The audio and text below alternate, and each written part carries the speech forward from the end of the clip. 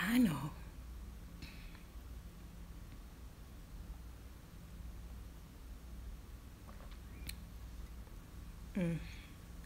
I don't know what I would do if I couldn't brew my own coffee at home, because sometimes it just be long extra mornings and I just need a little pick me up. So this is perfect. Please excuse me if it's rude that I'm drinking some coffee right now while I'm live with y'all. So, few things I just wanted to touch upon.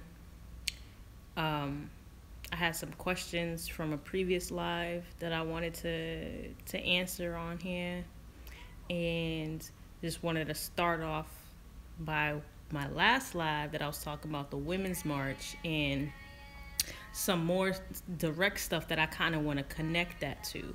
So there was a Women's March.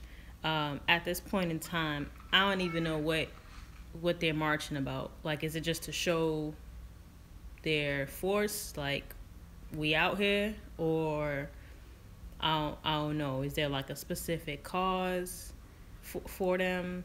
This is something I'm not sure right now. Let me fix saying very poor connection.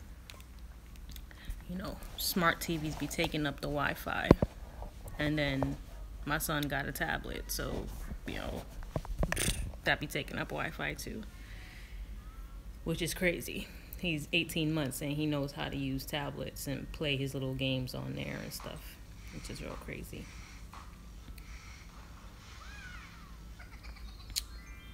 But anyways, so the Women's March. So boom. Then you have Monique talking about how women of color, melanated women, don't get paid as much as so-called white women or men for Netflix, right?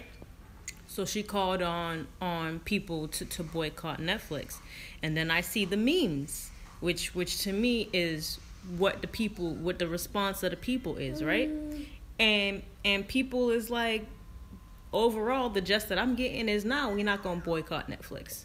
So at the same time, you having a women's march, a solidarity between women, and you know, women having equal play and stuff like that, but y'all not ready to boycott Netflix.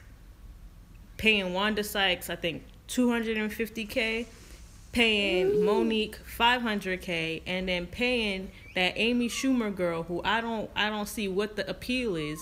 See, to me, she just seemed like, you know what I mean, just the girl that you knew back in college or high school who didn't really get that much play until everybody was drunk, and because she was just real easy, so she'll just, you know, mess with every dude in the party and suck off every dude that she can just to get, you know, a little bit of likes, like, oh yeah, I know so-and-so, da-da-da-da.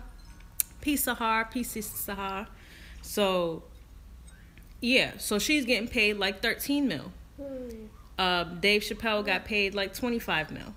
But Monique got paid 500, or they was trying to pay her 500K, and Wanda Sykes 250K.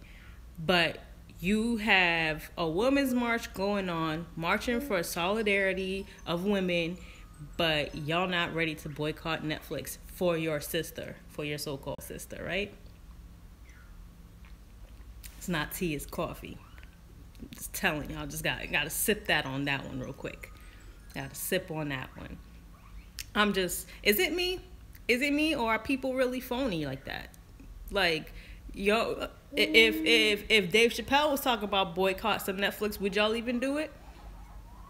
Nah. Netflix is too much worth it. First of all, they taking all the good shows off of Netflix, like The Get Down. They didn't renew that season. Was it season 3? Yeah, they didn't continue to Get Down. Since 8, they just taking out and leaving us with caca.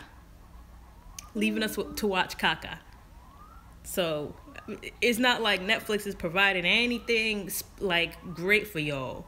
Seriously. And you can bootleg all of those. I got Cody. Yes, the Get Down was fire. Notice how they cut it off right before Bambaataa was going to come through with the Zulu Nation. Right before they was uniting everybody in New York. That's when they cut it off.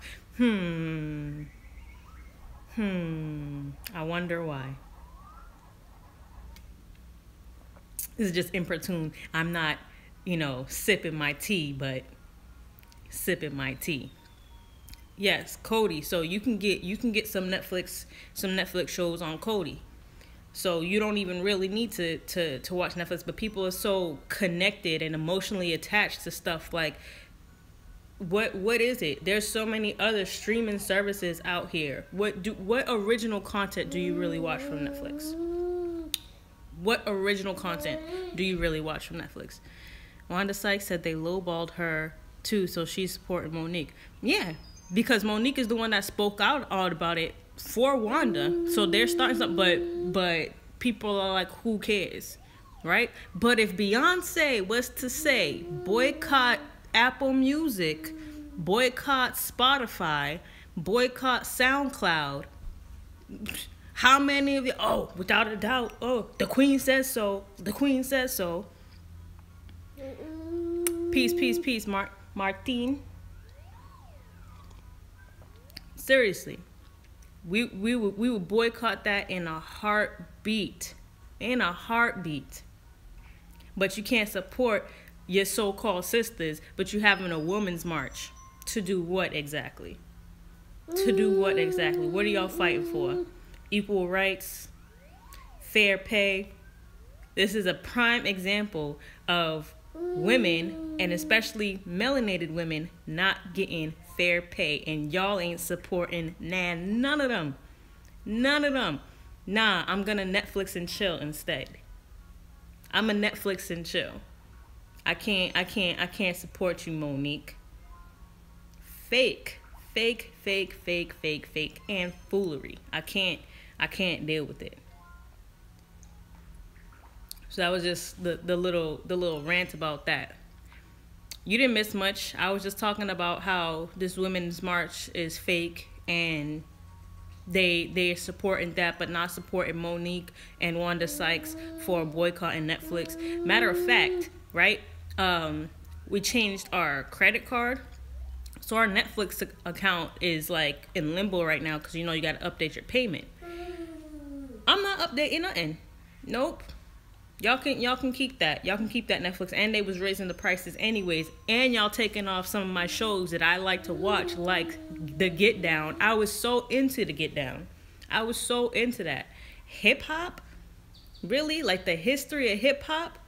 Showing positivity, showing hip hop in a positive light. Like, yeah, there was it was real. That show was so real.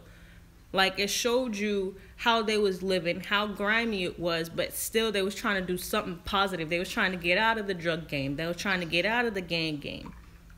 And bring forth to light this culture that we have that's exploded around the world, which is hip hop. But nah, they don't want to do that. They want more what's that show? More 13 Reasons Why. They want more of that. More 13 Reasons Why. You notice none of these European shows got canceled. See, Sense8 is special, right? Because it was inclusive of everybody. It showed everybody in the light. And then I think in Sense8, don't mind my son, he loves the camera. He wants to get his own camera time. Yeah, go over here. Go over here. So Sense8 was inclusive, and then they was dropping gems on you on Sense8. See, art imitates life, right? And then vice versa. Life also imitates art. It's basically the same thing whether you say it or not. So, like how I was saying with Black Mirror, how all these super advanced, what we think is advanced technologies coming out now, but they've been prepping us through all the TV shows, all the sci-fi shows. I'm pretty sure if you are an avid fan of sci-fi, every sci-fi flick that you've been watching, you've seen the technology in those shows show up in real life. But they've had this technology for forever. forever. I mean, reverse engineering UFOs and stuff like that to understand those technology and how our military has been incorporating that technology for military purposes. But they have all this other technology that could be used in real life purposes for us peacefully, in a peaceful way, for free energy, and just all the stuff that we're seeing now with the robotics and all this the holograms. All these things have been reverse engineered from technologies, whether you want to say ancient technologies or you want to say extraterrestrial technologies. Either way, to me, it's the same, because the technologies that we're equipping right now, we've already had this stuff. I mean, seriously, look at the Disney movie, let's see, Lost City. Is it called The Lost City of Atlantis? I don't know. They had a movie about, or is it The Lost Empire of Atlantis? I think they might have slipped up and said The Lost Empire of Atlantis. I gotta remember. But it was it's an animated show. And they showed how in Atlantis they used these crystals, right? Boom. First thing, crystals. All right? And the crystals, they were thinking it was some type of energy source or something, because that's how the people, and this is in the show, that's how the people of Atlantis were still alive after all those thousands and thousands of years underwater. Their city was protected by a dome, right? And this dome protected them from the water coming in and protected them from outside forces and stuff like this, all from this crystal source. So this crystal source was like kind of like their energy source, where their chi came from, where their prana came from, and what was keeping them alive, and also what powered everything in the city. So they had lanterns and the light was powering them. They discovered these old to and ancient to the people of Atlantis there, but some vehicles, like hover vehicles. These movies hide so much thing in plain sight. Exactly, because they are conditioning us. So, like I said, if you've been watching Black Mirror, so you've seen, the playing around that they were doing with the human consciousness and the brain, and the things that they would do to like tweak the brain. So the episode where they had the memory chip, right? I think I touched upon this on the last video. So they had the memory chip, where you would go to the airport, and instead of having TSA screenings or something like that, they would sit there and be like, okay, well, show me the last 24 hours of your memory. So everything that you've been seeing and doing in the last 24 hours, the TSA agent was then able to see, so to prevent any type of terrorism, right? So if a terrorist was planning a terrorist attack, they would have to do certain stuff and talk to certain people and see, and then this is how they would catch those type of stuff. So, and trust me, that the implications of that are ridiculous. So then you have, was this also Black Mirror? Yeah, I feel like this was a movie. Do you believe the theory that The Simpsons had prior? This is what I'm saying. When you have people that plan stuff, because people would say, oh, The Simpsons, they predicted it. It's not prediction if it's planned. That's like me, saying I'm gonna do A, B, and C, right? And then I'm gonna have a separate party, and the separate party knows of my ABC plan, and they're making a TV show, and they're gonna script their TV show off of the real life plan that I have. Again, art imitating life. So they already had prior knowledge of 9/11. They had prior knowledge of the selection of the presidents. I mean, hello, the presidents are predestined. They're pre-selected. So it's not no crazy far out thing to imagine that whoever was behind the control of The Simpsons and other shows, that they would put it out there like that. But like I said, they're not always in a malicious intent. They don't always have a malicious intent when they're putting these things in TV shows. Me personally, I think that some of these people are so burdened with guilt that they that they're, they have the insider knowledge, and things aren't always what it seems, and they're in the position of perpetrating this control system on us. That, because I feel like humans are inherently good. I don't feel like we're born and we're born full of sin. I think we're inherently good. So, but we learn and we're programmed to be sinful. So these people have the guilt inside of them so much that their humanity inside of them that's still there.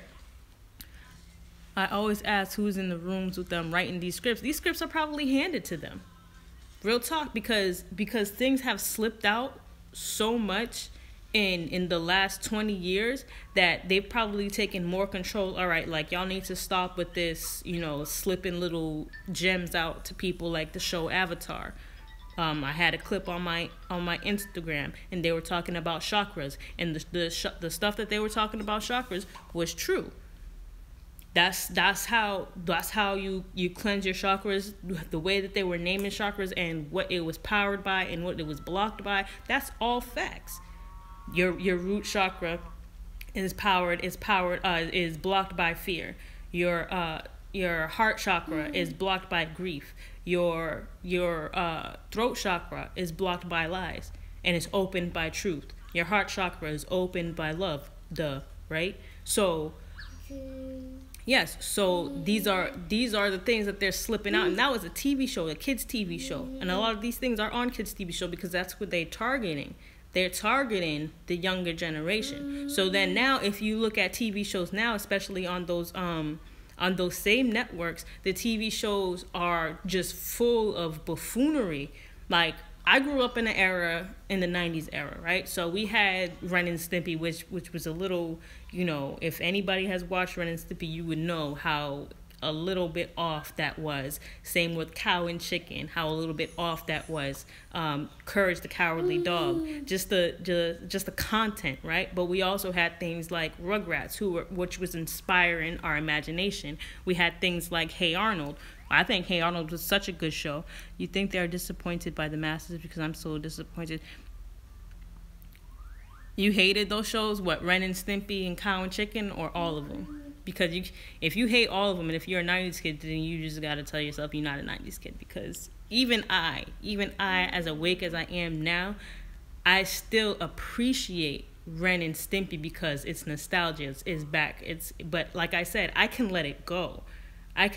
Just because I have an emotional attachment to something doesn't mean I'm gonna hold to it. So was Courage. I actually really enjoyed Courage, and again, you have to see the good that's coming out of it all. So in Courage, they slipped out little gems as well. Like I said, all these shows prior to, I want to say maybe 2007, 2008, because I think around that time we were approaching 2012, right? And all these children, these indigo children, these super psychics were being born in this time. So they're really impressionable. So they would be able to pick up the little subliminals in the TV shows that the cartoons were actually putting out for the adults.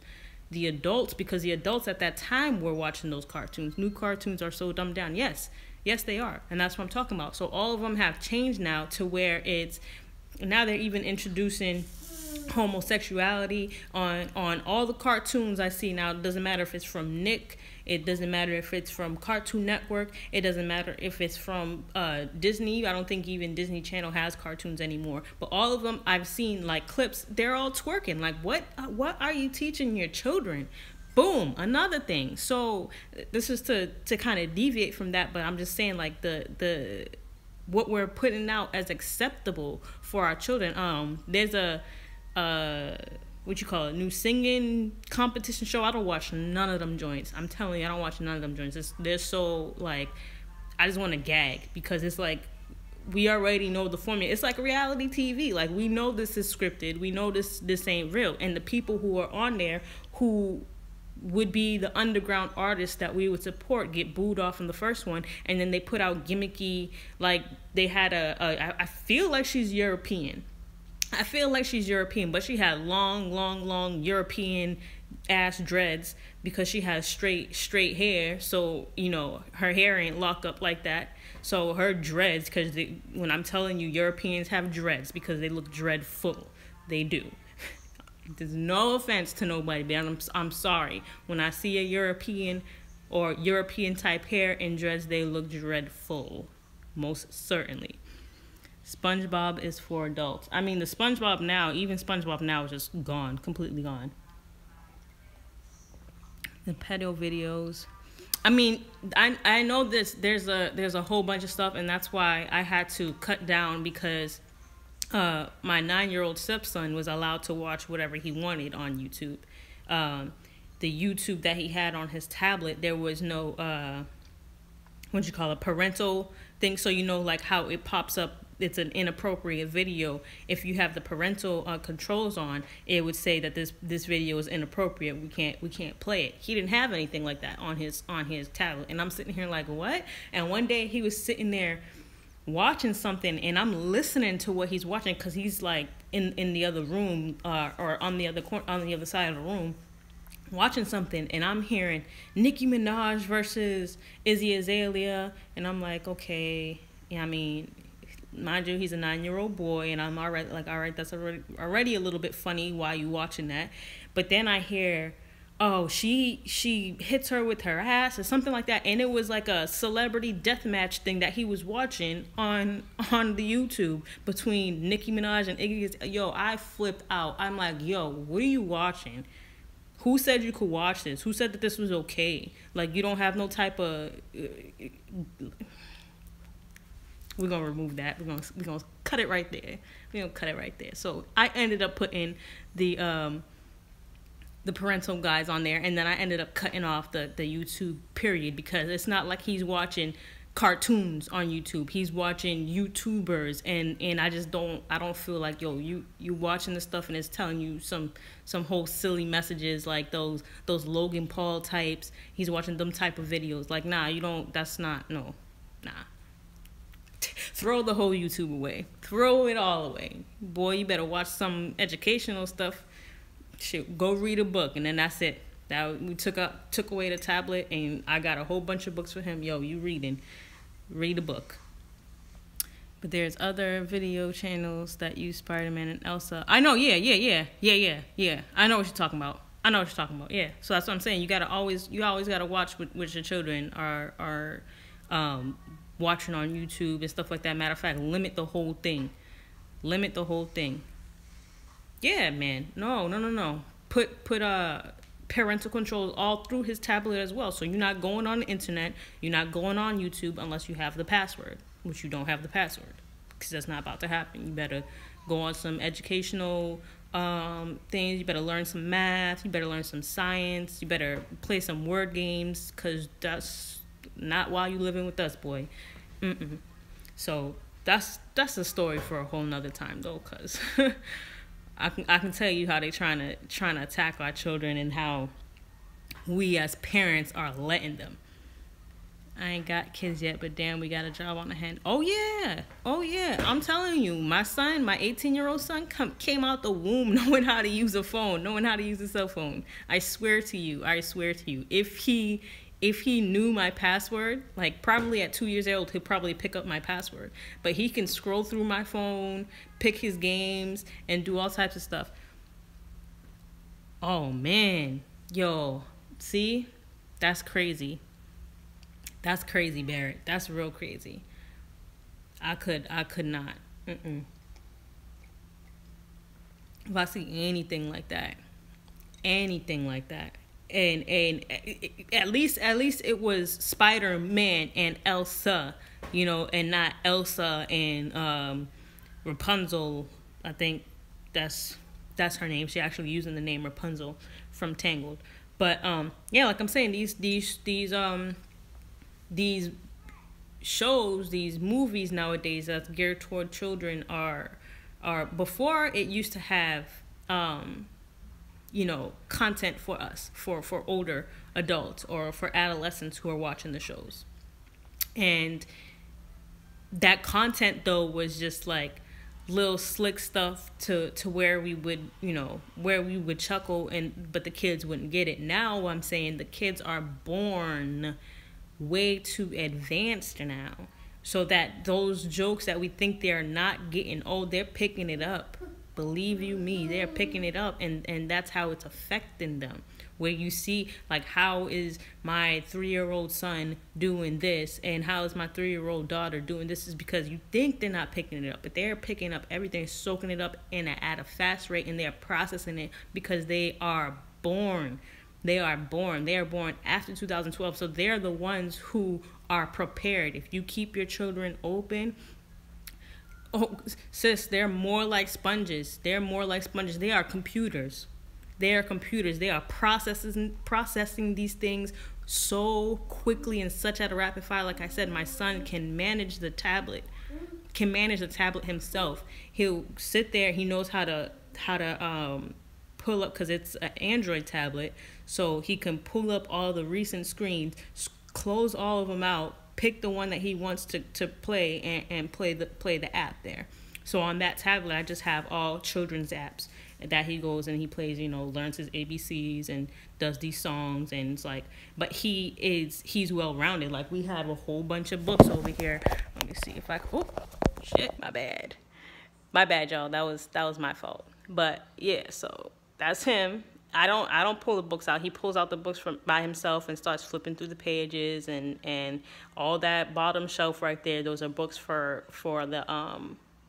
the little boys. For my son's 18 months and my stepson is 9 years old. So those two bottom shelves are books for them.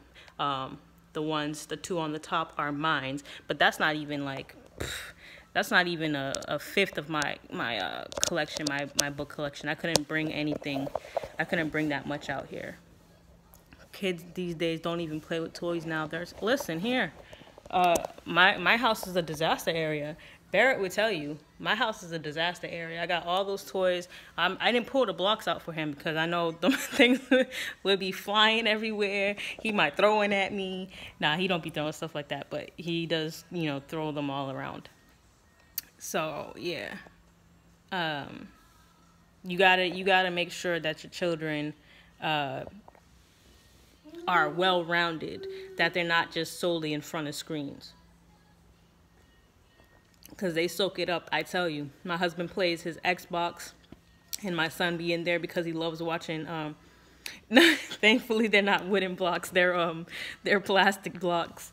They're plastic blocks, and they have letters on them. So I really like that. So it has the letters and the pictures. So we be making words to associate with the pictures and stuff like that. So, and he really likes the blocks. He likes stacking them up and then knocking them down, as children do, So that's building his creativity. So now he's listening to the wheels on the bus, and it says the wheels on the bus is going beep beep beep, and he's hitting the thing. Yeah. Oh, my bookshelf. Let's take a little look-see. This is my favorite part of the bookshelf here. I got the crystal Bible. I got my crystal set up here.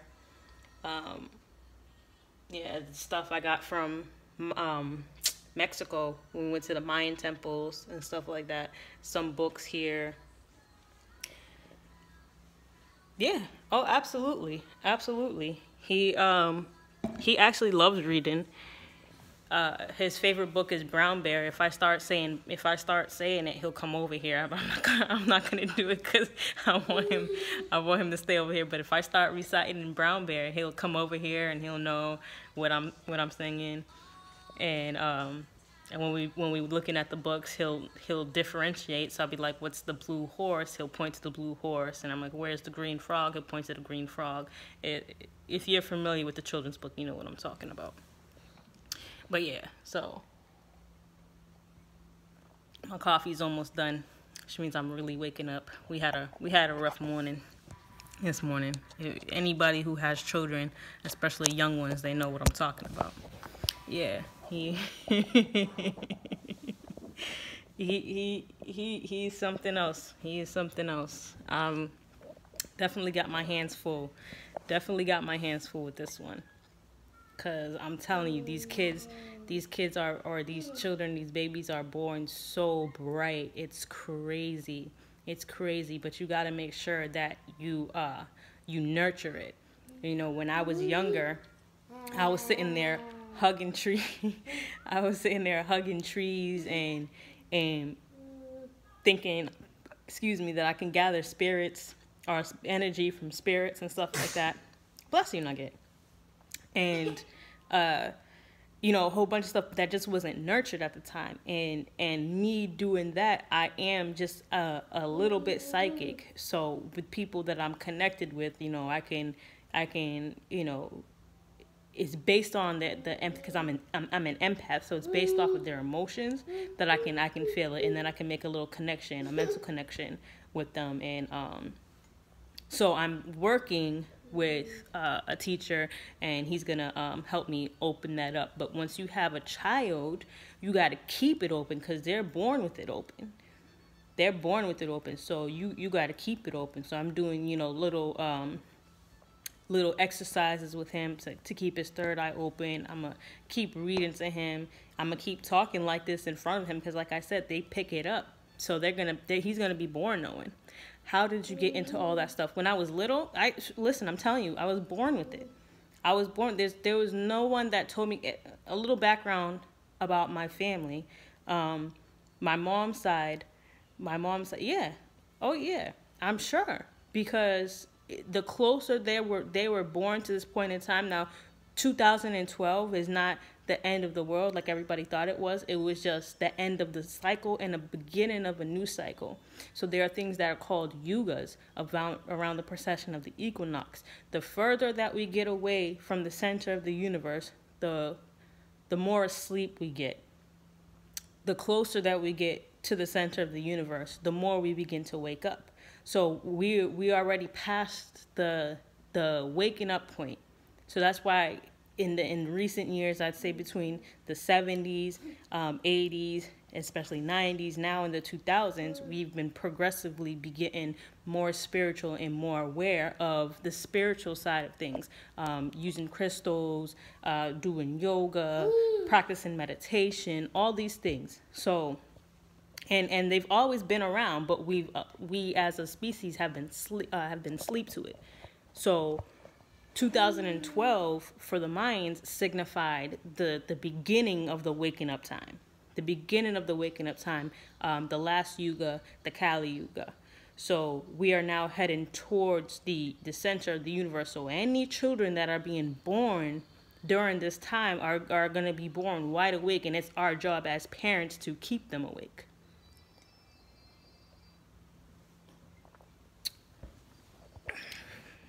I love this coffee, man. It's so good. You always gotta get organic, non-GMO. Just it's so good. It is so good. There's nothing. Starbucks and Dunkin's can't compare to this cup of coffee here. And I like my coffee black, just with sugar. That's it. Sometimes if it's real like gross coffee, like if I'm out and I have to get a Dunkin's coffee or something like that, now that they have almond milk, because I used to get it black from there too, but it'd just be so gross. They have almond milk now, so I'll just throw some almond milk in there. So yeah, so we're coming to this point in time where, and children have always been like this, able to see beyond. Yes, there's Starbucks out off base, right? Off base in Japan. So they have like Japanese Starbucks, like they have Japanese do they have Burger King? Yeah, they have Burger King and they have McDonald's out here. And they have not Popeyes, they have KFC out here, which is just beyond me. That's the influence of America, right? Because they ain't have all this stuff, because they used to eat really, especially here in Okinawa. If you know anything about Okinawans, they are like they have the most 100-year-olds per square mile. So the most 100-year-olds that live here, because they live really long because of their diet. So they have a plant-based diet, of course, and they work out in the fields.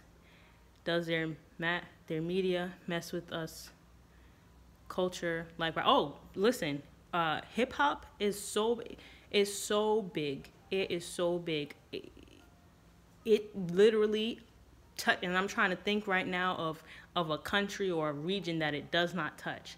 And hip hop touches every region or country or nation across the globe. Across the globe, because you have to understand what hip hop is. Hip hop is not music. It's not music. Hip hop is a culture. It's a culture that others can attach themselves to because it's using their expression. It's using the expression for them so they can express anything, because it's not just so-called blacks in America that got it bad.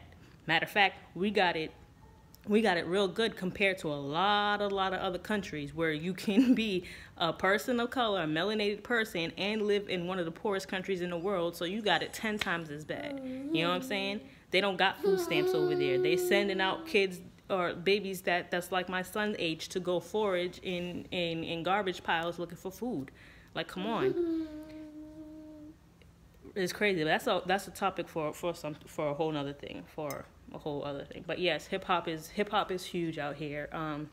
You see graffiti, and there's one thing about Japan is they don't like to break rules. They're very by the book type people. So if you see graffiti, you can see the culture shift, because they're not allowed to express themselves like that out here.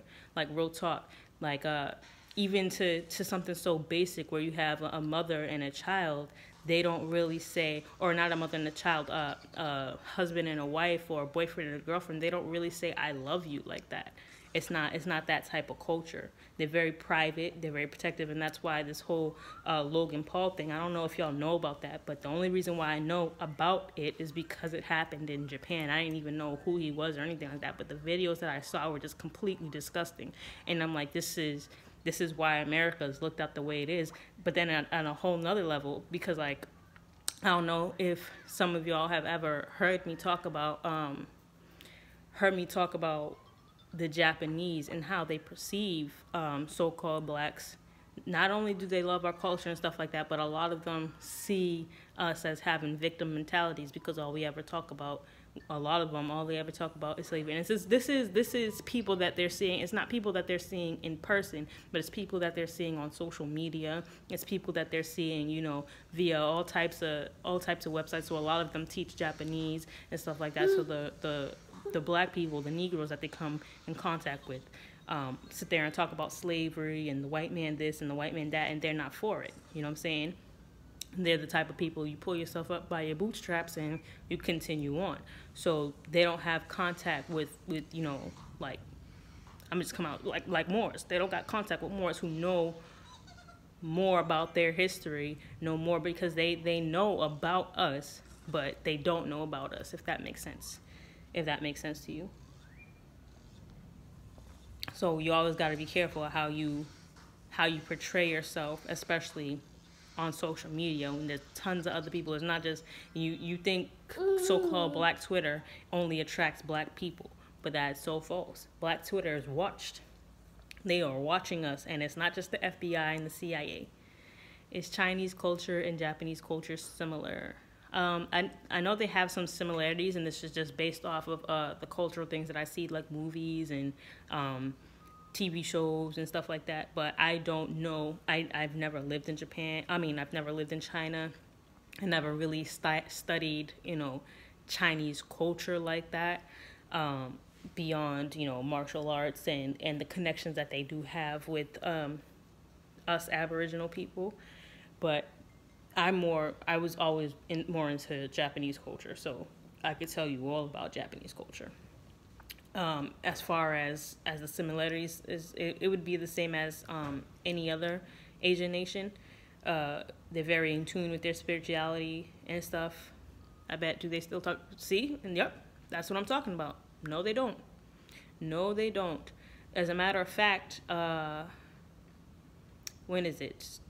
New Year's, they have a large, like, I want to say, like, ceremony or not. It's not a celebration because it's actually pretty somber, but it's called something to do with the lights, and they have old anti-aircraft lights which they shine, And at that point in time, people take a moment to reflect on peace. They don't sit there and say, oh, the United States bombed us, woe is us, da da da da. They're sitting there being active for the future, praying for peace for the world. They're not saying, oh, let's just pray for peace for Japan. Let's just pray that Japanese, get free from American imperialism, which I agree with, and a lot of Okinawans agree with. They don't appreciate. A lot of them don't appreciate us being here, though some of them do because we give them jobs. So, but again, that's a whole nother something else for another video. But yeah, they do. They reflect on it. They reflect on it, but they don't hold it as close as you would say so-called black people with slavery. And I'm not saying that we shouldn't be aware of slavery, but it shouldn't be the forefront. And I'm sure like many of y'all understand that it shouldn't be the forefront. It shouldn't be the beginning of what we talk about our history. It shouldn't be, repeatedly from 1st grade to 12th grade, slavery. Like, there's much more. They don't even talk about so-called black inventors. The so-called white man did it. Our people need to wake up. Yeah. The so-called white man did a whole bunch to everybody across this planet. But it seems that even people in Africa don't sit there and dwell on it. They are proactively trying to change their future. We're the only ones that get stuck, or a lot of us, I shouldn't say we as a whole, but a lot of us are the only ones that get stuck on, oh, the white man did this and the white man did that. And that's why they start saying, oh, y'all just want a handout, y'all just want this and that, because of the mentality of what we project. We might not even want just a handout, just the acknowledgement of the past so we can have reconciliation, but we can't get that. Why do we even care about that is what I want to know. Everybody knows that it happened. Why do we need to continually drill like, oh, slavery this, and they still didn't, how we have to change that narrative. Yeah, I seen Umar and Tariq. I mean, like, if you know anything about either of the two, and I've known about Tariq Nasheed before I knew about Umar, and before Tariq Nasheed was Tariq Nasheed, I knew him when he was K-Flex or King Flex. I knew him when he had a book called The Art of Backing Out. My ex-boyfriend actually read that book. He had another one out called Play or Be Played, which my ex-boyfriend had got for me to read, and he would listen to his radio show all the time and hear him talk about macking and pimping and doing this and whip bitches this and this. Listen here, I've been hip. So then when I seen him come out with the Hidden Colors, I'm like, damn, did he take a whole little consciousness flip? Like, I'm like, all right, cool. I see it glow up. But to me, it's just like, I don't want to say agent per se. Bless you, Nug. I don't want to say agent per se, but definitely people out here to cause discord. I don't know, like I was saying, if I don't see no paperwork, if I don't see no paper trail, meaning I need to see, some you talking with the FBI and all that stuff for me to call you like a legit agent, a legit, because that's giving them too much credit. That's giving them way too much credit. But they definitely out here to kind of cause more division than unity, most certainly. And the whole beef with him saying that he took Umar's words and stuff like that. Both of them are suspect. Yeah, they are. I mean, who are you to proclaim yourself as the prince of this conscious community or the king of this conscious community when all the stuff that you're spitting is not yours? And this is what I'm telling to all of these dudes, all of these conscious dudes. The stuff that you're spitting is not yours at all. that, even if you're doing your research and all that stuff and you're uncovering stuff, you're not uncovering anything new, because there's nothing new under the sun. That's what these dudes don't understand. Like, oh, you're claiming this and you're claiming that, but in reality, it's the ancestors that's coming through you. That's the ancestors that's coming through you, Nug. So yeah, so for him to say that he was stealing his words, but when you see it, you can see like, oh, that is how Umar would say it. And for me personally knowing, or not personally knowing, but being aware of who Tariq Nasheed was before this conscious thing came and became mad cool and became mad trendy for everybody to get into. I was just like, even me at the time, I wasn't at that level. You know what I'm saying? I started getting into this whole thing 17, 18 years old. So 2011, I think, is when the first Hidden Colors come out. I was 21. So even I, as much as I've been in the books, didn't glow up like that. And I told you, it was my ex-boyfriend. So I was with him at 17, 18 years old, and 17, 18, 19 years old. And that's when Tariq or King Flex was talking that Mac and stuff. So it was just exponential. So that does seem mad sketchy. Mad sketchy. Listen, I don't know about Umar. All I know is you ain't built a school yet. You got all this money. Was good with that. Was good with that. The thing about his psychology degree, I don't care. I really don't care. If you was helping people, which I suppose that he was, because there were people saying that, you know, he helped him and doing all this, good for him. Good for him. That degree stuff doesn't make or break you. That degree stuff doesn't make you. I didn't even catch what you said. If you're talking about the grammar being wrong, I didn't even catch that. But yeah, so that the only thing, my concern with him is what you doing with this money, besides living in nice hotels and flying from here to there. What you doing with this money? But him, a lot of these other dudes out here, these so-called agents, these so-called conscious cats and stuff like that, all taking knowledge that don't belong to them, putting their name on it, putting their stamp on it, and saying, I'm the one that came up with this. I was the first. Emotional people pimping. All facts. And it's not just emotion. It's people that need to be led. They are what we call sheeple, right? Mm-hmm. They need people to guide them to places. They're not cognitively able to look at a few books and form their own opinions. And that's what this control system has done to us. Has created us to not want to research on our own, to not want to do any type of work, put any type of work in. We just want to copy and paste. We just want to plagiarize, and that's what a lot of these dudes is doing.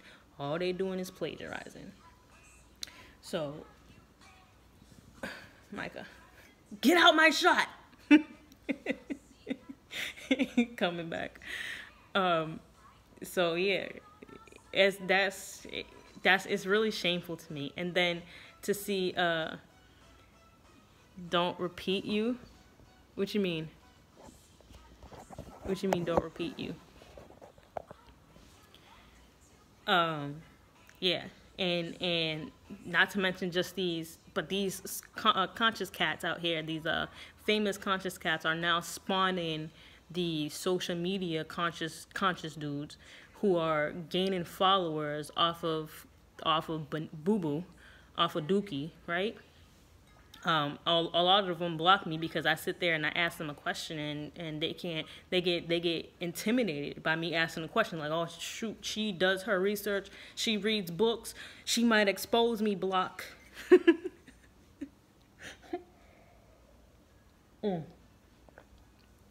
I'm telling you, these dudes out here is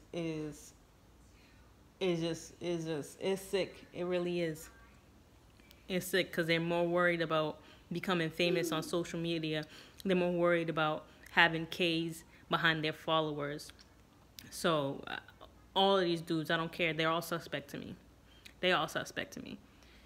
They do, and they have called. They called me a coon. They called me a bitter black bee. They called me a rat. Even so you have the real popular, conscious. What's so funny over there?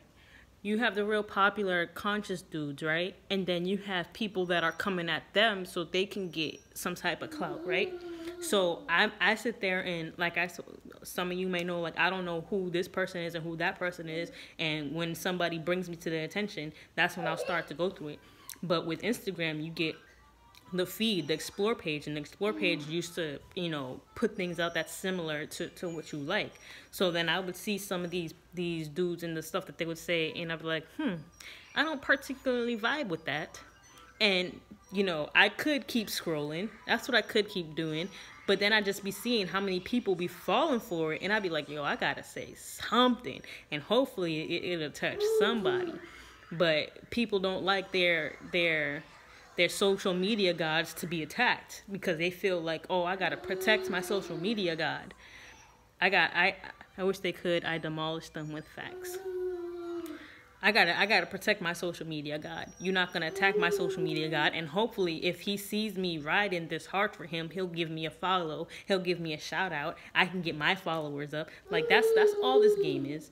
That's all this game is. They don't really care about I'm just gonna like and LOL, and he'll see it and he'll like, and then people will see that he liked me, so then they'll come to my page and do. Listen, I know how it works. I know how it works, and it's really sad that people only care about that. This is what it's come down to. You don't care about the knowledge. You care about you getting fame off of it. It's super crazy, sis. It is super crazy, and that's why I can't really deal with them like that. As I will never follow none of them. The only people I follow are the people I know, who I talk to on a consistent basis. Like if I don't talk to you, if I don't know where your mind's at, because I don't want my feed to be on some bullshit content. Excuse my language. Okay, I'm sorry. I don't want it to be on some BS. It's not funny. Mommy cussing is not funny. I don't think people want facts, to be honest. I honestly feel deep down they know they are full of it. It's just safer to be cradled in lies. Cognitive dissonance. Absolutely. And when you cry cognitive dissonance, they're like, oh, you don't know what you're talking about. You're the one suffering from cognitive dissonance. All they do is they project whatever they want. Whatever they're feeling about themselves, they project it onto you. Like, I forget, and I'm going to say his name. I was on Shy Diddy's page, and everybody's like, oh, Shy Diddy blocked you? Oh, I would think he would want to. But see, once you, even if you agree with the content that they're putting out, if you question just a little bit of it, they'll sit there and block you. Oh, Shy Diddy blocked? Yes, he blocked me. I forget what I was even talking about or what I even said. But this is when this whole Aboriginal craze was just starting, and it was catching like wildfire. And Africans ain't African, or African Americans ain't African, and da da da da. And I'm just like, I just put it out there like, okay, are we not all the same people? Are y'all really trying to say that so-called black people in America just sprung up out of nowhere, and so-called black people in Africa and in Asia sprang up out of nowhere, and they're just separate species? You're really telling me that we have separate species out here? Oh, well, this tribe, or the tribe of Judah, and the tribe of Ham, or you the Hamites, and yo. Man, for real, daily I get blocked, and a Hebrew is like DM me to that. Listen, I can't. Low key, they are the worst. They to me are worse than Pan-Africans. They to me are worse than black nationalists. They to me are yes, they are the worst, because they're sitting here saying, oh, you listening to the white man's this and the white man's that, but whose book are you reading out of? Whose book are you reading out of? You're not even reading the real true Bible. You reading some King James knockoff Torah. And then they'll be quick to be like, oh well, Masons this and Masons that. It's Satanism. It's this, like, and you got the fake Jews, and the fake Jews do this, and the fake Jews do that. So instead of blaming slavery now, you're gonna blame some fake Jews and some Rothschilds and stuff like that. Now, believe you me, I know all about the bloodline conspiracy and all that stuff, but that's not what I'm talking about. The only reason that they have control is because we are asleep as a people. We're asleep as a people. We don't want to take that control back. We want it to be given back to us. Hebrew Israelites don't think women should wear pants.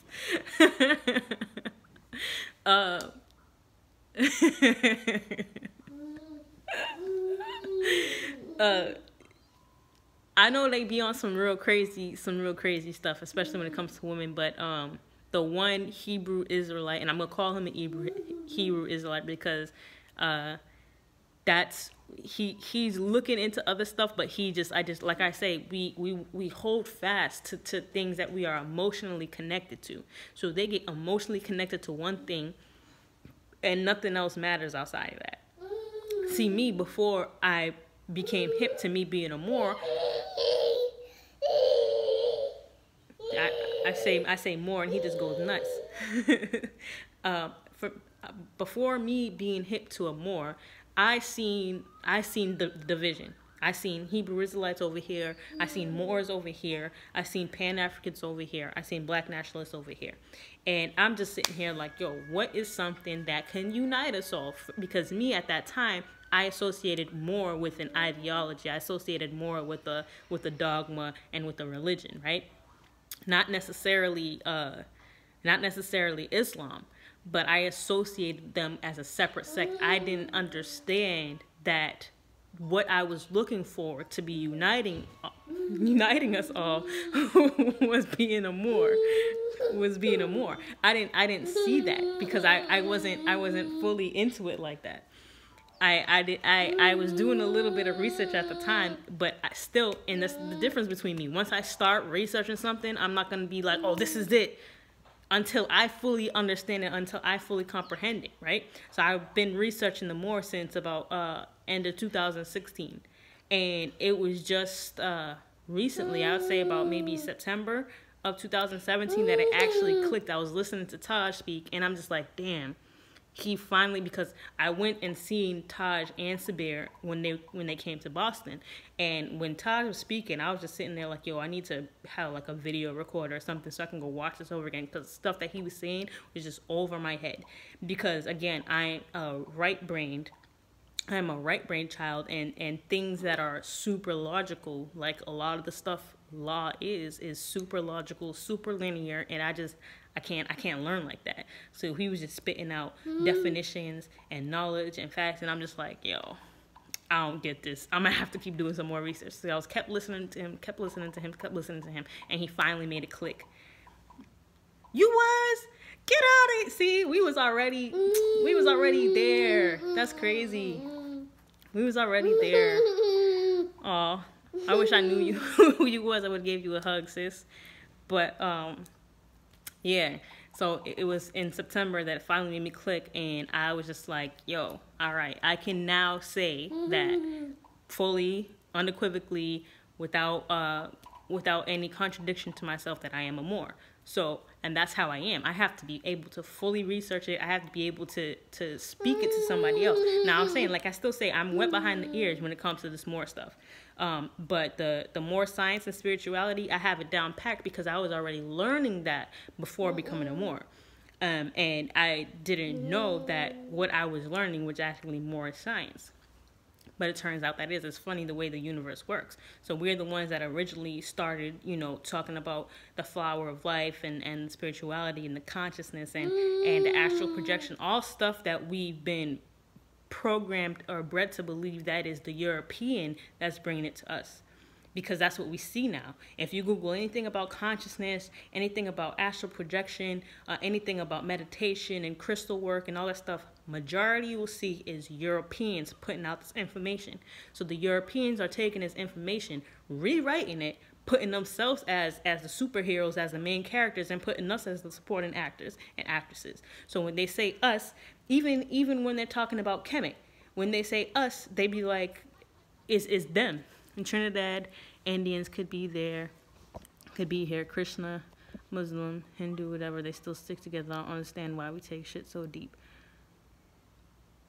Oh, you're saying that they can believe in different stuff? Yeah. So that's like a lot of other countries. So you have people, say for instance here in Japan, you have Buddhists, you have Shinto, you have Christians, you have Muslims here in Japan, and at the end of the day, they still put their nationality first. They still put Japan, we're Japanese first. They don't say, oh, I'm Buddhist, I'm Shinto. That's when you start asking them about themselves. Well, what religion do you practice? At the first, I'm Japanese. You know, I'm not. Oh, I'm black. Oh, I'm Negro. I'm African American. My ancestors were kidnapped slaves. Oh, I'm Indian, half Cherokee, half Blackfoot, half Seminole. You know what I'm saying? Kudos to you if you get the joke there. They don't do that. They bridge themselves onto one. Even it don't matter if they're from Okinawa, don't matter if they're from any type of Ryukyu islands. It don't matter if they're from mainland Japan, Hokkaido, anything. They're all Japanese at the end of the day. So that's what we got to get into that whole bridging us under one gap. And it would take many of us to form think tanks, and we have to start talking with the Hebrew Israelites. We have to build some type of commonality with them. We have to start talking with the Pan-Africans. We can't just reject them and say, yo, you wrong, you wrong, you wrong, you wrong, you wrong, because at one point in time, we were them, right? We didn't, like I said all the time, we don't wake up, we weren't born unless you have parents who are in there. Like my son is going to be like this. He's going to be growing up saying he's a more from day one from Jump Street, that, his people brought, soap and electricity and air conditioning and art and science and stuff like that, brought that to the Europeans. He's going to be growing up like that. His slavery is not going to even be in his vocabulary until he's older. I'm talking about getting into your teenage years. Slavery is not going to be in his projection, because my 9-year-old son been pumped about slavery this, slavery that, I'm black, da, da, da, and now if you ask him, what are you? I ask him, are you black? No, I'm not black. Why? Because black is an adjective. And what are you? I'm a noun. So what are you when somebody asks you, what's your nationality? He even flipped it. He even flipped it to me because we were talking about ancient Egypt, because now being around me, he's getting hip to knowledge, and he wants more because he doesn't want to keep thinking about slavery. And that's what Sabir and a lot of other people are saying. They don't want to keep learning about slavery. That's dead to them. That's dead. It's over with. So he's talking about ancient Egypt, and I was telling him, well, actually the people from ancient Egypt started out in Ethiopia, and that's where let's say, and I'm not dropping the ancient history. I'm not dropping the Atlantis stuff on him or the Lemurian stuff on him right now, because I still feel like he's too young for that. And I'm trying to transition him out of the think that he used to. So my son will grow up knowing about Atlantis and knowing about Lemuria and knowing about Pangea and knowing about all these things that I'm learning now. But I have to break him in slowly. So I was like, yeah, so we all started in Ethiopia. That's where the oldest human bones was found and stuff like that. So he flipped it on me, because I was like, okay, so I tested him. I was like, oh, so what's your nationality then? And he tells me, somebody asked me my nationality, I'm going to say I'm Ethiopian, because that's where we all started from. I was like, see, this is getting into him. When I'm challenging or debating, I don't really mention anything about the Moors. I just go with logic. But see, at the end of the day, It's going to have to come out. It's going to have to, because we have to bridge ourselves under one umbrella, the same way that everybody else bridges themselves under one umbrella. We can't say I'm preaching this out and saying I'm a Pan-African, and because we're still creating division. And once we create division, it's going to be easy for somebody to come in and tear us down. So say we all do get under one umbrella, right? And we have the Pan-Africans and the Hebrew Israelites and all this stuff, and we're all just chilling. We're all cool. We're all copacetic. Agents will be able to infiltrate us easier when, the Hebrew Israelites are the real ones. They sitting over here, they taking the power away from you, da da da da da. Oh, the Pan-African movement, that's the real movement, da da da. It's easier to be infiltrated once you have concepts of division built into you. What is a Pan-African? Is that sarcasm, or are you really? Because I like that. What is a Pan-African exactly? What is that? Because when I think of pan, I think of a cooking utensil. So what is Pan-Africanism, really? But if that was a dead question, if that was a real question, Pan-Africans is the ideology that we all came from. We all came from Africa. Yeah, I was assuming that you didn't really know, but it's just funny because I would say the same thing. Knowing what Pan-Africanism is, I would say, what is a Pan-African? But they believe in the African diaspora. They believe that we all came from Africa. They believe that we all came from a certain section in Africa, which is West Africa. They don't talk about any other cultures in Africa below the Congo. They only talk about Saharan Africa, which is Kemet, and they only talk about, so they go from Kemet, they skip all that northern part, where the Moors are, and then they go down to West Africa and Yoruba. So they only know about Kemet, and they only know about Yoruba, the Nigerians. They don't even talk about the damn Dogons. So how are you going to be a Pan-African? You don't talk about the Dogons. Because the Dogons would hip you to all the stuff that, because they were hip to the procession of the equinox. They were hip to otherworldly beings and bringing us knowledge and stuff like that. They were hip to the Dogons, their creation story, and where they think they were the first ones to talk about Sirius, the closest sister star to us. Sirius A and Sirius B. The Dogons had a whole bunch of knowledge that they shouldn't have had at that period of time. What the Europeans would tell you, they should have been just naked savages running around hunting lion in Africa. But yeah, so that's what Pan-Africans are. They really confused. He just says he's a descendant of Harriet Tubman, descendant of Janet Jackson. Everybody who says that? Are you talking about Umar? Which it came out that he ain't even a relative of what he said, Frederick Douglass. That's who he talks about. He says Frederick Douglass.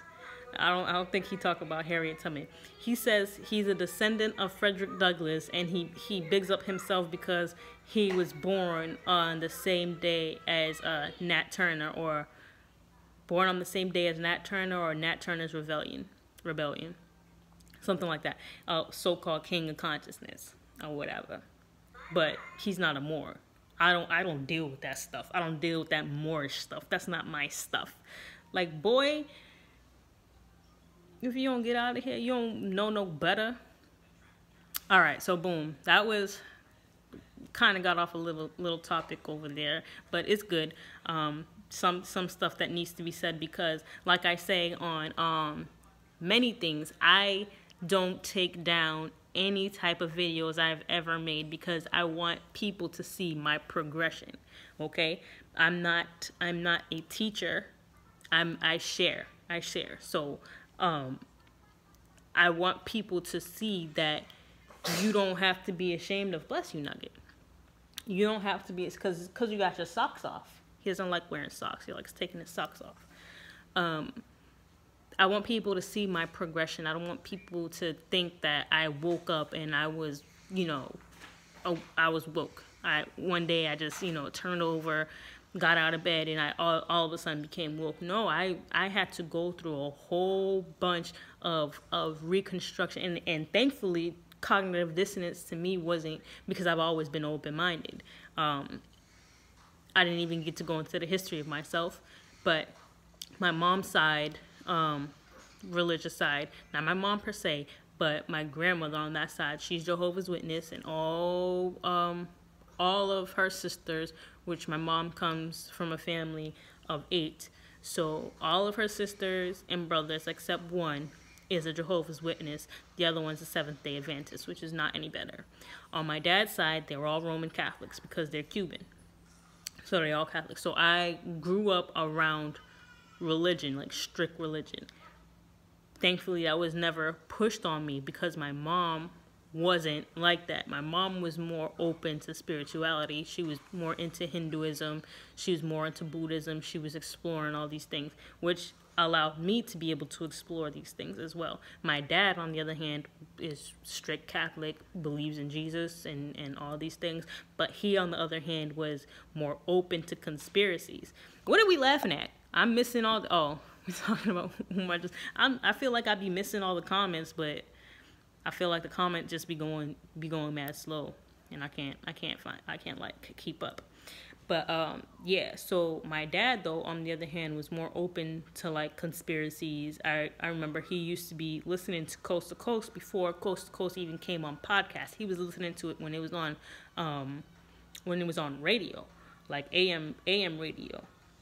And because my dad is not a big technology, I remember when I first got a cell phone, he's like, that's gonna give you cancer in your brain. And I'm like, what are you talking about, dude? And he's like, yeah, those things give you cancer. To this day, he does not have a cell phone. To this very day. And I keep telling him, like, yo, you need to get a phone because I need to be able to talk. I was like, we can FaceTime. You can see your son. You can see your grandson. He will not get a cell phone for nothing. I remember when I brought up an inconvenient truth to him. This is way back. Inconvenient Truth came out, 2006, 2007? See, around this time that I was becoming awake.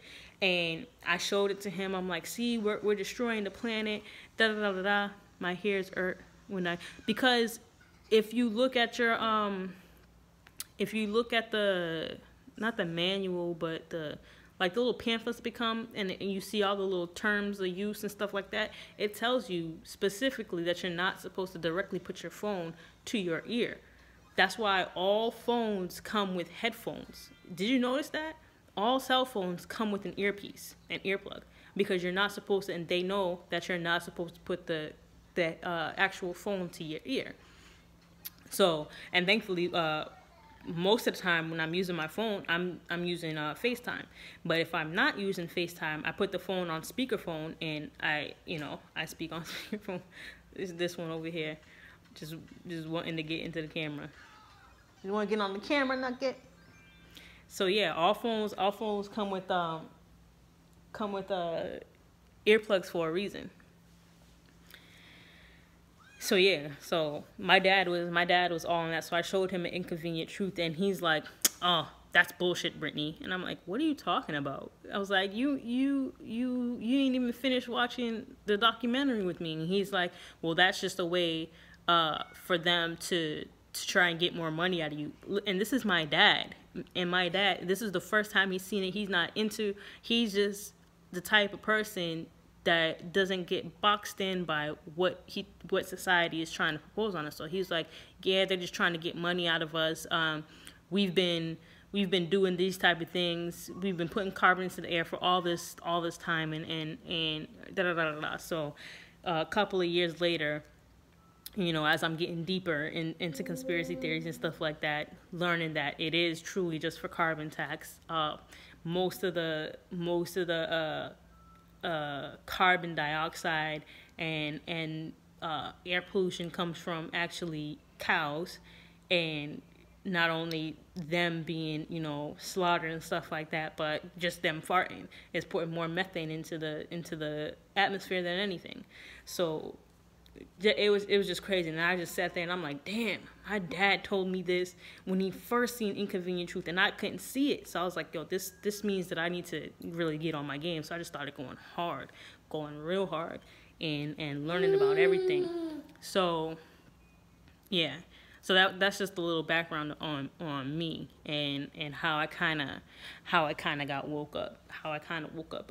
And my dad is a very big credit to that, because him seeing that without even any prior knowledge, without even doing any research, just him being like open and not emotional, because that movie was a very emotional movie, or emotional documentary.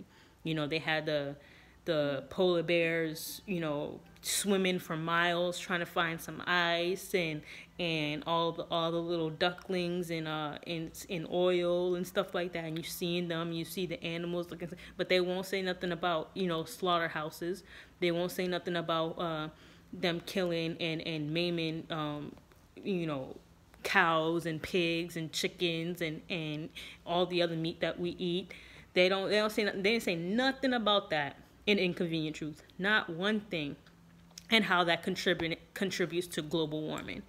They didn't say nothing about that. So it was just funny that he was able to see that, and where I couldn't, you know. But again, he's a man, and he's logical, and he's linear, and he's like, boom, I can break this down in pieces, where I was looking at the whole picture like, oh my God, the little animals, I'm so sad. So yeah. But that to this, because the title of this is Crossing Spectrums. So I was going from one section to another section to another section. Martinez had brought up me believing in the afterlife, which exactly, poor animals. That's what I saw in that movie. I was like, we so messed up. We're so messed up. We're killing the planet. Da da da da. Mother Earth, because I was very in tune. I was very in tune to energies and Mother Earth and stuff like that. So anything that I felt was hurting Mother Earth was hurting me. So, but again, just being specifically right-brained, you're not able to break down things logically. So being strictly involved in emotionalism, you're not able to see the logical side as to, okay, so who's funding this movie? Who's getting paid for this movie? Who does Al Gore work for? Where's his connections? Da, da, da, da, da. So once you start breaking it down, and once you start following the money, you're like, oh, shoot, well, these are the same people that's perpetrating. These are the same people that own the oil rigs and oil fields. These are the same people that try to cover up Enron. Enron was the first one.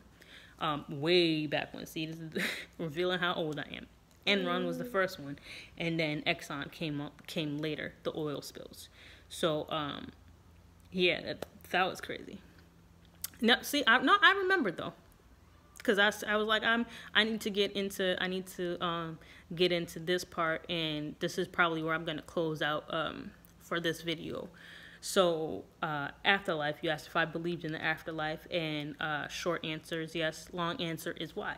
So, at my mom's house, the house that she bought was owned by Europeans, obviously, because, you know, at that point in time that they came over and took over everything, and they're the ones that's building up on the land. They're the ones leaving, you know, land and properties to their children. So the people that she bought the house from, they didn't have no children. So they said that they wanted to give the house to somebody who had children, and thankfully they weren't, you know, racist or nothing like that. So they gave it to my mom, even though my mom does look really European. She's really fair-skinned. She has a European nose. She has really fine hair and stuff like that. So because she's Cape Verdean, so she buys the house. Growing up in that house, we were exposed to a lot of supernatural things that happened, especially a lot of stuff with fire, for some reason. But we've never been injured. We've never been injured in any fire. Hold on. See, it's supposed to be charging. My phone says it's on 20%, but it's on the charger. So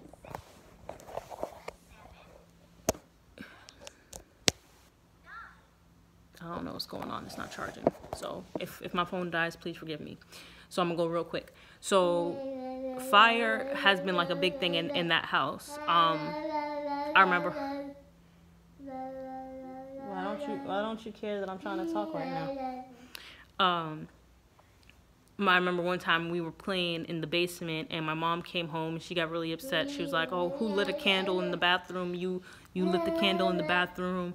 Y'all could have burned down the house. Da da da da." And we're like, "What are you talking about? We've been down here this whole time." And she's like, "Why are you guys lying still to this day? No one is admitting to that because literally we all was downstairs in the basement. And you know, as a kid, you don't be like, you really don't be thinking about when you're having fun. You really don't be thinking about using the bathroom. So we was just chilling, using our imaginations, being as kids and playing, and she kept yelling at us and put us all in punishment because somebody lit the candle and nobody wanted to admit to it.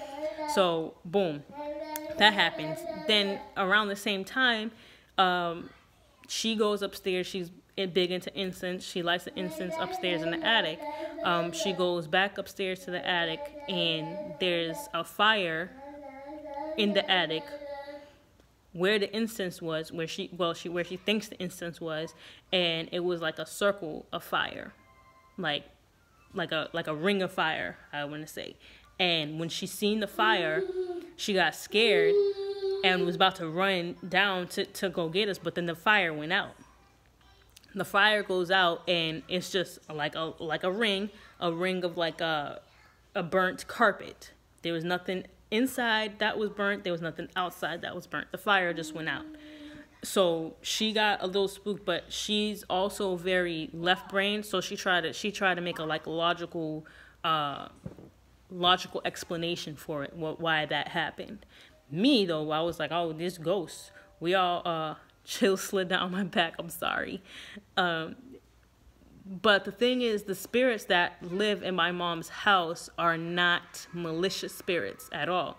So we would always hear footsteps going up and down the hallway. We had a cat at the time, and we would always think that the cat would like rub up against, because we would always hear like the sound of the broom, you know, hitting the floor. And we would think, oh, it's the cat just brushing up against the broom and it hit the floor. But then we would hear it a little, I would have moved. It's not, see, the spirits were not malicious. They never did anything to us, you know, except for that little spooky stuff. So we would hear the broom constantly fall down. We're like, oh, those are the ghosts or whatever. And one time we got so spooked because we was at home by ourselves again, and we was hearing, you know, footsteps in the house and stuff like that. And we thought somebody was in the house, so we left the house, called the police. The police went to the house and checked, and there was like nothing there. Yo, it was crazy. So fast forward to this past year, my mom's doing a lot of renovations and work in her house, right, in the house, and I'm sorry, Barrett. I'm sorry. So she's doing a whole bunch of work in the house, and she's like, a lot of these spiritual phenomenon is happening again. And I'm telling her, I'm like, yo, did you even ask the house? And I just say the house, but I mean the spirits in the house. I was like, did you even ask, or did you even propose that you were going to start doing work? I was like, maybe they don't want work to be done in the house. I was like, and you're doing everything. Like she completely stripped the whole bathroom. Like the bathroom was nothing but wood. Like that's how much she was stripping down everything. She did both bathrooms like that, stripped down everything. And the person she was working with was like taking out pipes and stuff like that. So then she started telling me about all the stuff that was happening, how she was feeling like somebody was laying in the bed with her. She was feeling the presence laying in the bed. She said she actually felt the bed compression, like if somebody's sitting on it. Felt the bed compression. She said she would feel, she would wake up in the middle of the night and feel like somebody was staring at a man presence, staring at her and stuff like that. The carpenter or the plumber, whoever he was that was working on the house, said that he was experiencing stuff too, because they were together, and she has like a whole bunch of trinkets everywhere. Teapots fell and crashed on the floor with nobody there. And she's good with like manual stuff and like making sure it wasn't like it was loose or anything, and it wasn't like it was like on the edge of anything. So things were falling and breaking. They were hearing thumps and thuds in the house, like more active than usual. He said that he took a pipe out of the out of the wall and laid it down. And he went to go pick up the pipe again, and he couldn't pull the pipe up. Like, the pipe was like stuck to the wall. He thought nothing of it. He was like, you can have the house. But I'm saying, listen to the story. Listen to the story. So he can't pick the pipe up. He calls the other carpenter down to come pick the pipe up. He can't pick the pipe up. He's like, yo, let's go smoke a cigarette and come back. They go smoke a cigarette, they come back. The pipe is now on the other side of the room. My mom's talking about she went to that same bathroom. That bathroom door used to like pull open, like just because it wasn't secure. So she fixed the door to where it was secure, where it wouldn't just open up. And she said that one day she seen it open up, and she was like, well, maybe somebody didn't close it all the way. So she goes to close it all the way. Then she turns the knob and tries to open it again. She said she felt like somebody was holding it. So she was pulling it. And finally she like was pulling it, and she felt like somebody like let it go or opened the door, and she fell backwards. What else did she say was happening around that time? She said she was hearing the footsteps and all these stuff, like real active, more than before. So I told her, some things that she needed to do for rituals of how to cleanse the energy and spirits and stuff, like, because she's also big into antiques. So she would buy old ass things and bring it into the house. I'm like, you bring in all these old things into the house and you don't even cleanse it or anything like that. Like, there could be spirits attached to this stuff. So I'm trying to like think, because nothing ever like this happened. Yeah, it does sound like stuff from the movie, and that's what I'm saying. Art imitates life. These things really do happen. And my mom's not no like crazy person. She wouldn't exaggerate to this type, because I said she's very logical. So she, even to this day, she still says, oh, these are not spirits. These are not spirits. Can't live in no house and spirits merely walking everywhere in the crib. Yeah, y'all fools. So yeah, so boom. So here comes the clincher of the story, right? Because I'm sitting here and I'm like, you got to do this. It's like, sage down the house, put salt in the corners of the house. You got to put rock salt around the house. Do some spiritual work and burn some frankincense and do all these things. And I was like, you also got to communicate with them. You can't just be doing stuff in the house, because at the end of the day, they still believe that it's their house. Ghosts and spirits and stuff like that, they're on the fourth dimension, where we used to be. So that's why you still have mediums and psychics and stuff like that who are able to see these spirits and these beings, because they're in tune with that fourth dimension, while we're still stuck here on the third dimension. Children and animals are also very in tune with the fourth dimension. That's why they're able to see the spirits and stuff like that. So boom, I'm telling her, I was like, yo, you need to say to the house or something like that you're doing this for them, you're doing it for better. So boom. She says that she ends up firing the carpenter or whatever for some whatever little disputes. Then she brings another more professional carpenter in, a European, and because the person that she hired was Cape Verdean. She was like, see, this is why I don't like helping my own people. They always try to they always try to fudge you over, and and she was like, the person that she originally hired, the Cape Verdean person, was doing all messed up things in the house. Like, he was really messing up the house. Like, he cut through beams where he wasn't supposed to cut through, cutting through old pipes that he wasn't. And the house is like almost 200 years old. The house is really old. You ever seen the video of cats being scared of cucumbers? I advise y'all to watch it. It's weird. We talking about there's a spirit in the cucumber or something. So yeah, so the guy ended up doing real bad things in the house. So once the guy was removed from the house, she said that the spiritual things started settling down, that it wasn't that. And she was like, that's what the spirits were probably trying to tell me, that this guy shouldn't be working in the house, because he's really messing with the house. Now, if you're a homeowner or anything like that, you know that the house is like a body. The house is like a body. It has the pipes, which are the arteries and stuff like that. If you listen to older folks, they'll tell you the kitchen is the heart of the home. I'm headed home and getting under the covers. You creep me out. I'm sorry.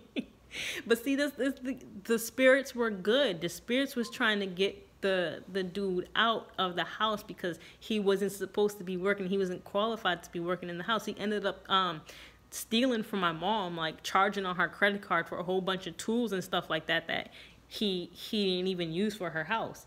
So the house was trying to tell him. That's what I'm saying. These spirits were because we've never had problems with them. We've never had problems with them. So and that's why I was like, it's funny that it's happening now. I was like, there's something in that house that shouldn't be in that house, and it ended up being the carpenter guy.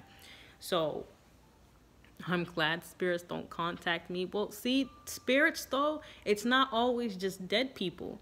Sometimes those spirits can be your guides. The spirits are like your guardian angels, if you wanna say it like that. So afterlife, absolutely believe in the afterlife, but even still, it's like you can't call it afterlife because it's not like it's new. You know what I'm saying? We just returning to the realm or the dimension that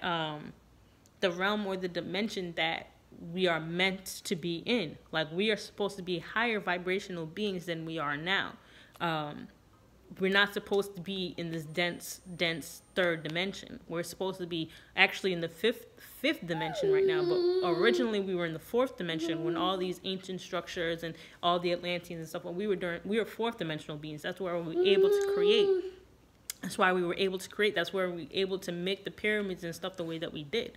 And lift seemingly, thousands of tons stone with ease, primitive, but we weren't, because we were higher in tuned and stuff like that. Just like and that's what I'm saying, the Sense8, the X-Men, you know what I'm saying? All these things are what we should already be. How we should already be. So we got to get kind of back in tune with that. Using the crystals are not just rocks. They're not just, geometric shapes and forms, even though they do have a lot of sacred geometry. They are actually beings. They are conscious. They have a consciousness of their own, and what they do is retain information. So that's why they use crystals in the phones. That's why they use crystals in DVDs and stuff like that. The laser stuff is shot through a crystal, because those are used to hold information.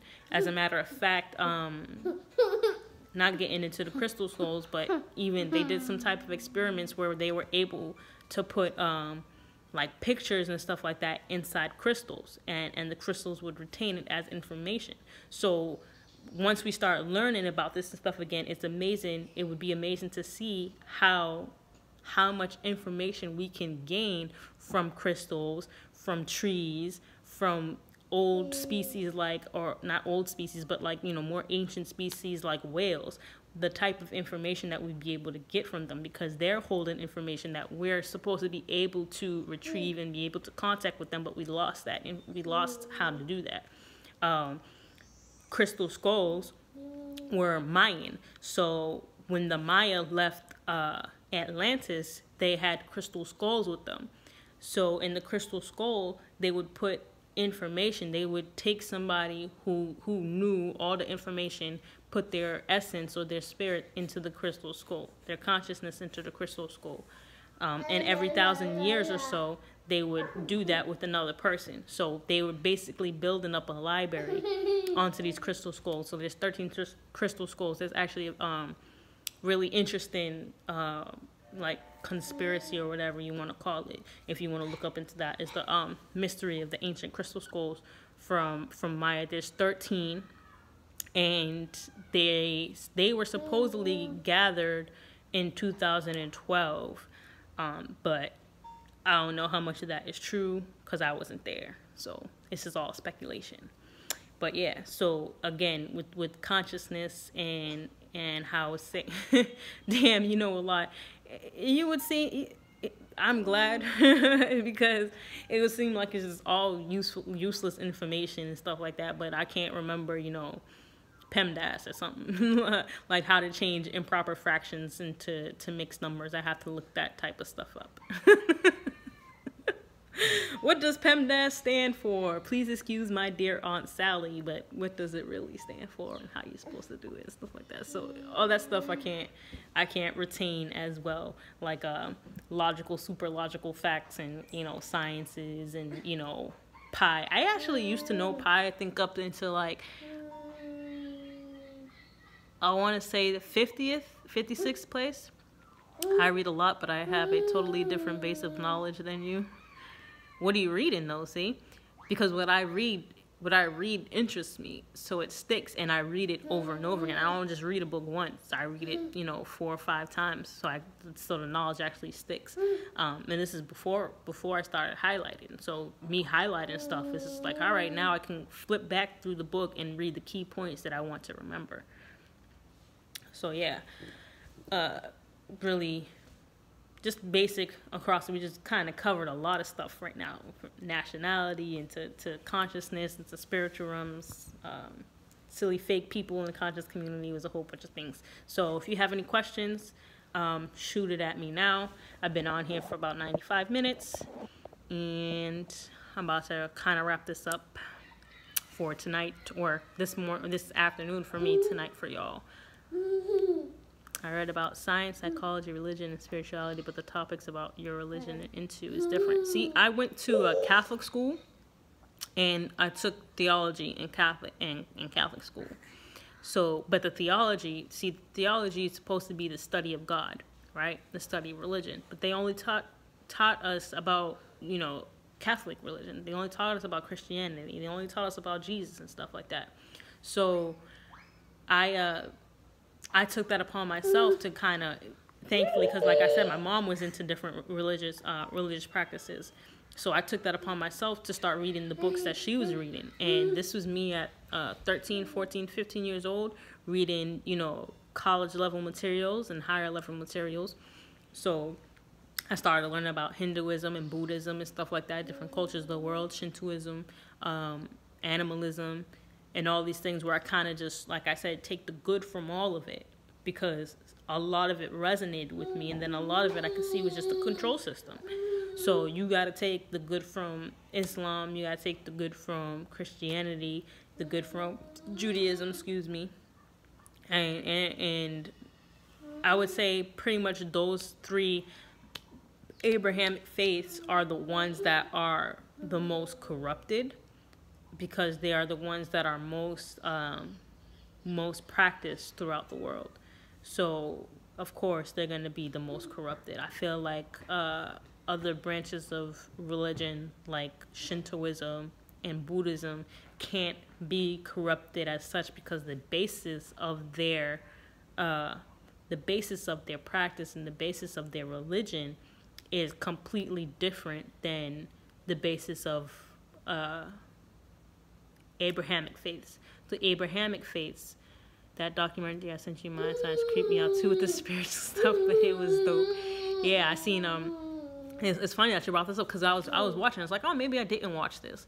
And then the scene where the girl was talking about, oh, I'm sick, I feel sick without you. I was like, oh, dang, I did watch this. But I watched it over again, because I hadn't watched it in a long time.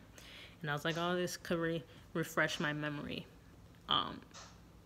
Yeah, there's a whole bunch of stuff. Actually, Barrett, I wanted to send you some things because you sent me that. So I was like, I'm going to send him some things too. So I'll do that once I get off of here. But the thing is, it's not creepy. You see, we have to understand it. The more we understand about these things, the more we have knowledge of it, the less we can fear it.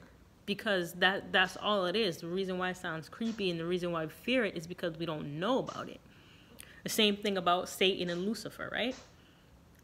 We only know what we're told. We only know that, oh, Satan and Lucifer is the devil, because we were programmed through religion from such a young age that there's the devil and stuff like that. But once you become conscious of true spirituality and know that there's only one spirit, shoot your question.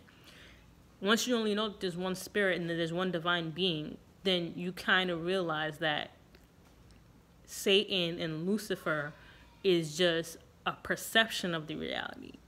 Whereas once you know about divine spirit, you see everything as a whole. You see everything as one.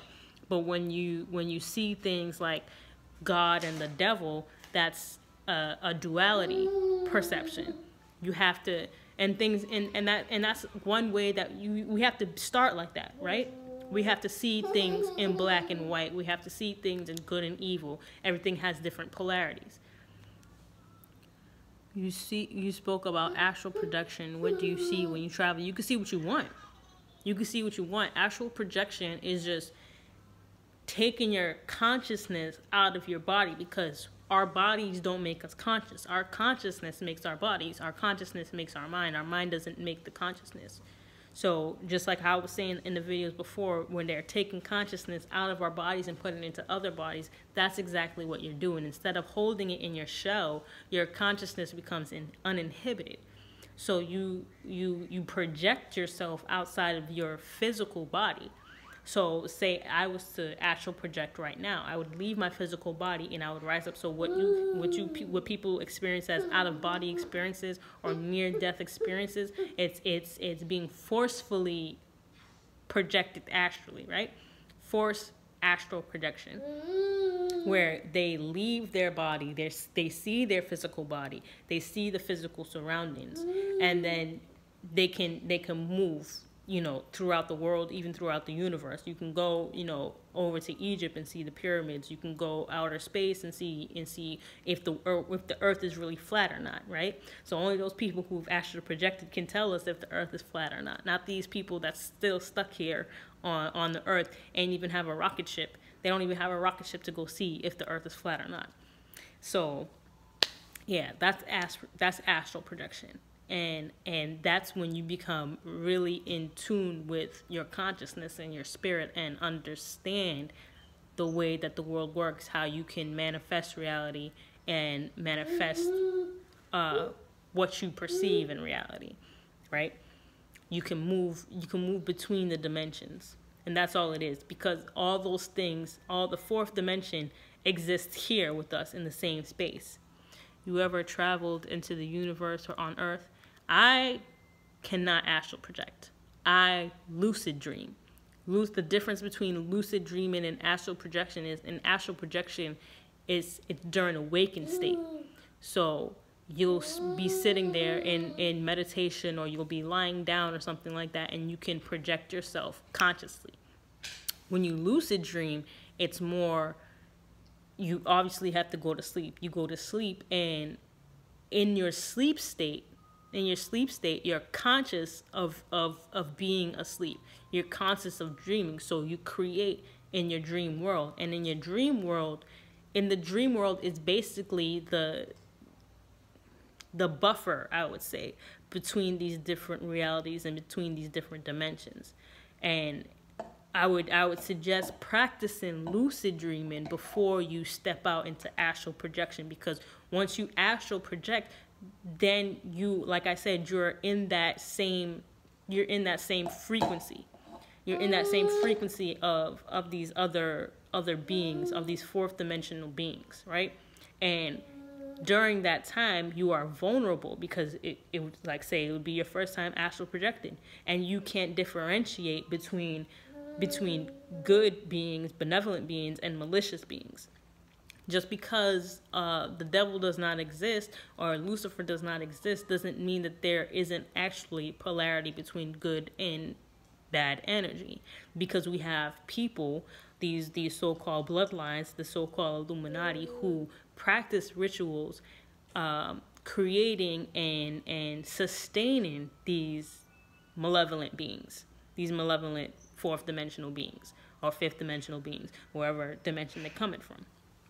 So they have the practice of sustaining them, whereas we people, we don't sit there and feed the benevolent beings. The benevolent beings sit there and try to get to us. That's why I'm saying you can't be afraid of these spirits, because sometimes these spirits are the ones who are there to kind of guide you and protect you. They're your spirit guides. So like I said, the spirits at my mom's house were the ones that were trying to tell her, like, yo, get this dude out of here, get this dude out of here, get this dude out of here. Because say she didn't listen to it, the dude would have saw through the house, and somebody would have went to use the bathroom and fell through the whole bathroom. You know what I'm saying? So you gotta be in tune with these type of things. You can't just strictly think from a logical point of view. You have to use the balance. You have to think the logical side to help your feminine energy, and you have to use your feminine energy to help your masculine energy. You have to coexist with them both. So, yeah, but lucid dreaming, I would definitely suggest practicing that as a form of practice in your once you lay down to sleep, and once you start dreaming. What's one of your favorite books?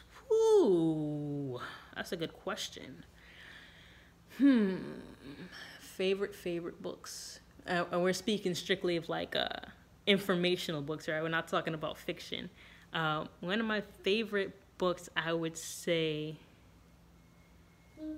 would be it would be The Ancient Secret of the Flower of Life. I probably read that book a few times now, and I'm rereading it now again with the new consciousness. So every time I kind of take a level up in consciousness, I reread the books that I've read before, and when I read them again, I see it in a whole different light.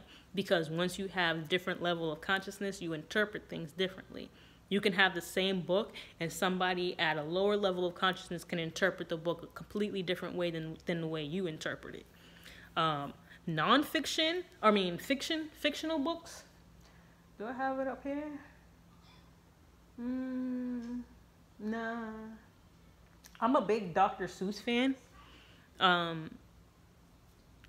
Controversy aside of Dr. Seuss, the reason why I'm a big Dr. Seuss fan is because reading Dr. Seuss helped me become a better writer in terms of like poetry and other forms of that type of art. It also, I love reading Dr. Seuss to my son because the rhyming in Dr. Seuss helps them learn to speak words and stuff like that. But other than Dr. Seuss, if we're talking about, more adult books, if I can't see you, you creep me out. I'm very perceptive. When you're about to sex you to overstand. That's logic. That's male. And there's nothing wrong with that. That's the masculine energy right there. That's the masculine energy. But favorite fictional kind of more adult book would be Native Son. I don't know if anybody read that book. We were made to read it. Like I said, I went to Catholic school, and they were teaching us things that, public school kids wouldn't learn. Like, I'm pretty sure nobody in public school around the time that I grew up was reading Native Son. And it's funny now. See, I got to read that book over again because I'll probably understand it, why they called it Native Son. They dropping knowledge on right there. But it was about a young man, and I guess he had relations with a European, and I think he killed her or something like that. You read Native Son? Remind me, this is the story, right? He killed her or something like that, and there was like a whole big investigation or something like. I can't remember. I got to read that book again. But yeah, books like that, I really enjoyed reading. The ones I have here are ones that I haven't really dived into that much. No, the ones here, I probably even read them once or not at all. What is so funny, Nugget? What is so funny? Yeah, there's a few of them over there that I haven't read. I like dystopian books like Fahrenheit 9, not Fahrenheit 9/11, Fahrenheit 451 is a good book. And in all books like that kind of give you like a kind of snippet into like a 1984 by George Orwell. The whole bunch of ones that kind of give you like snippets into what the world is really like. So if you see the movie They Live, it's that type of book. Equilibrium, that movie, those type of books and those type of movies and stuff like that. I love watching those. I could watch them over and over again. That's my finger. So yeah, 1984 is a very really good book. I suggest reading it versus watching the movie, but there's a movie of it too. There's another one. called Newspeak, I think, or something like that. It seems long. It's not long. It's not long. Well, to me, see, long to me is like 1,000 pages. Those are long books to me. Like I have a few books over there that are like 1,000 pages. If a book is like 200 pages, I'll read that in like a day. But I also read like manga. Those are like really chill books that I don't really want to exercise my brain that much. I just want to be entertained. A lot of mystery books and stuff like that. How long does it take for you to read a book? Like I said, those 200. Say hi. Those 200-page books don't take long for me to read at all.